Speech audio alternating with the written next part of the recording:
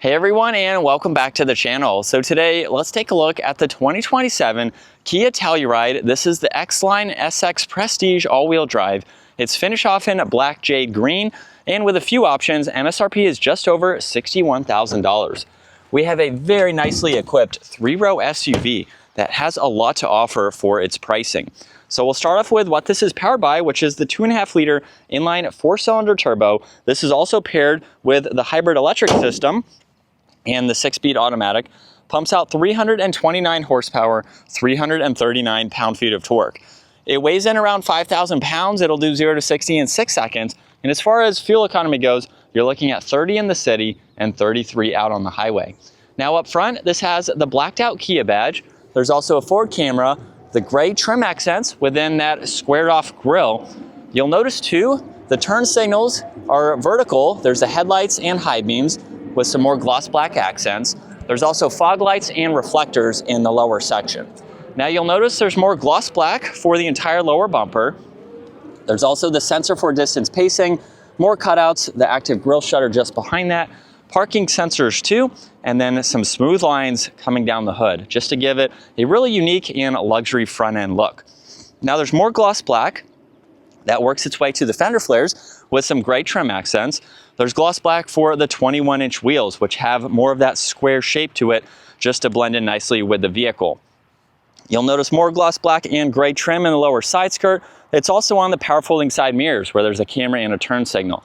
It's on the A-pillar, the window trim, the roof racks, and then there's a full moonroof up top. As we take a step back, very smooth lines flowing down the side, giving this three-row SUV great proportions. Now this has a pretty flattened rear end, but it looks great. You'll notice the very large LED brake light. There's an additional camera, wiper blade is up top. LEDs for the lighting, backup camera, parking sensors, and with the factory hitch, which this model has, it can tow around 4,500 pounds. Now this also has remote start, and it features Hyundai and Kia's Smart Park Assistance. So once you remote start it, you can actually move the vehicle forwards and backwards. You cannot turn the front wheels, so you can just move it. Let's say you're in a tight parking space, you can move it and then hop in. You can also use the key fob or the control underneath to gain access to the cargo space. Now, this is a three-row SUV, so you'll notice I have the left two up and the right side down. You do have this cover here, which of course you have to have the seats folded down in order to install, but you'll notice there's a good bit of space regardless, so even behind the third row up. You do have a little bit of storage under the floor, where there's also a ruler too that you can flip over, and then there's some tie downs, there's some outlets too, and the adjustments to fold the second row down. Everything is going to be manual, however, except for that release, so it makes it very easy to put these up. The third row also reclines too, which is nice for the spacing. And then you'll notice too that this model has the door handles that will pop out. When the vehicle is locked, they'll be flush with the bodywork, and then when you approach it, they will pop out. Now for your back seats, you have the manual sunshades. You also get heated and ventilated captain's chairs, the release, grab handle, some storage down below. Now this also has leather and Alcantara for the trim accents. You can use that control to fold the seat down. This is the same one from in back. It will fold it in this position. And then you can release it, fold it up. You have two controls that will do the same thing. So if you're in the third row, you can use this one here, which is going to be easier to access. And that allows you to hop into the third row. Now at 5'10", I am a little big to be back here. But you have cup holders on auxiliary, large windows, Alcantara for the headliner, you get vents and lights. I have about a ½ inch or so of headroom, so I could ride around. It is going to be a little bit tight though, leg-wise. So it would be better for some smaller kids if and when you need to use those seats. For the captain's chairs, you have a good bit of space, as you would expect, very comfortable seat. There's storage pockets, auxiliaries, cup holders. You get storage with this tray here. You can place items on or hide them underneath. And then you have adjustments for the armrest, more Alcantara. You have climate vents and some voice commands up top, and then more vents and grab handles. And you have your own sunshade in the back. And then up front, you get heated, ventilated, massaging seats, memory seating adjustments, heated steering wheel, all the window controls, and then the same layout as in back. You also have automatic front seats with XLine on the backrest. As we hop in, we're greeted with the leather steering wheel, and the engine start stop is located on the gear selector stalk. Now this also has paddle shifters, On the right side, there's mode, voice commands. You have a Bluetooth control, volume. There's also a favorites button, so you can set that up with what you use the most.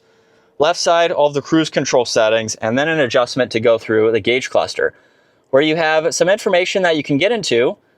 And if you use the rotary dial underneath it, you can then further scroll through the rest of these vitals. So you have a good bit to monitor. And then if you go into your settings and hold on OK, you can go through some of that information within the infotainment system and set that up as needed. Now this also has the automatic steering wheel. And then on the right side with the gear selector, twist it counterclockwise for reverse, and you can bring up several angles. You also have the 360 view. So there's the top down, you can swipe around, twist it clockwise for drive. That will bring up your forward camera now. And you have no shortage of visibility. Park's going to be on the end of this stalk.